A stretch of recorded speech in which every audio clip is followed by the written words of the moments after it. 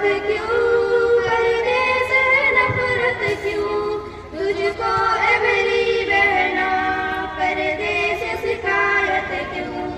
दर्द अपना दिखाने में आता है मजा तुझको, मर्दों को लुभाने में आता है मजा तुझको।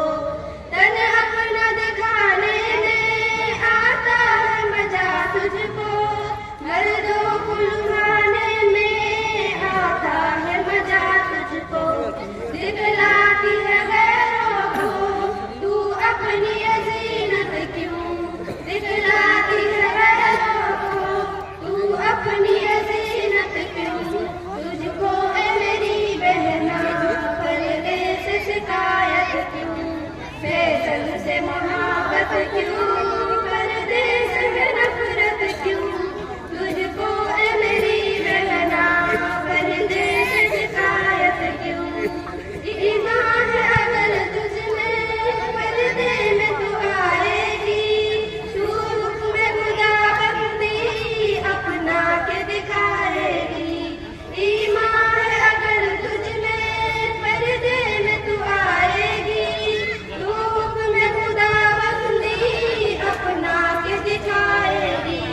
जाफर की नसीहत से है तुझको अजीनत क्यों, जाफर की नसीहत से है तुझको अजीयत क्यों।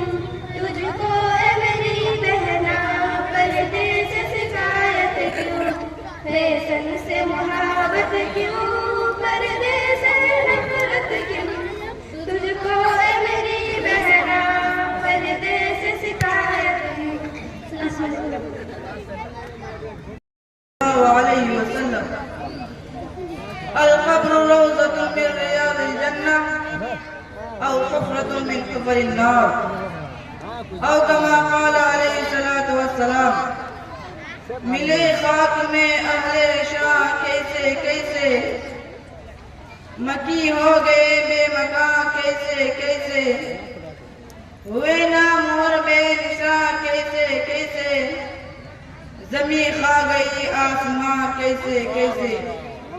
तख्त आरा था जो कल आज वो ज़ेरे खाक है, आलमे फानी का मंजर कितना इबरतनाक है।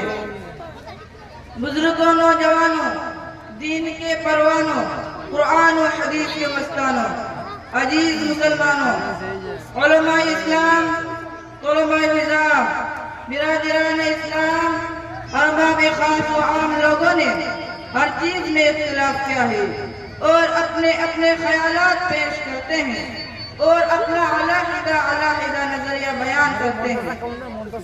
इख्तिलाफ की दुनिया में मसल मशहूर है, जितने मुंह उतने ही बात, यहाँ तक के इस दुनिया ने खालिक अर्ज़ समावात की ज़ात अक़दस कभी नहीं छोड़ा। किसी ने 2 खुदा तक़सीम किए, किसी ने 3, किसी ने खैर और शर के खुदा अलग अलग माने।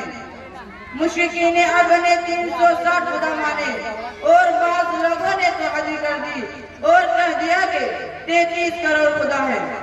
इसी तरह मज़ाहिब में तफ़रीक़, अक़ाइद का झगड़ा, नबूवत में इख्तिलाफ, इस्लाम, कुफ्र, तौहीद, शिर्क, हक़ बातिल, सच और झूठ के प्लेटफार्म बन गए।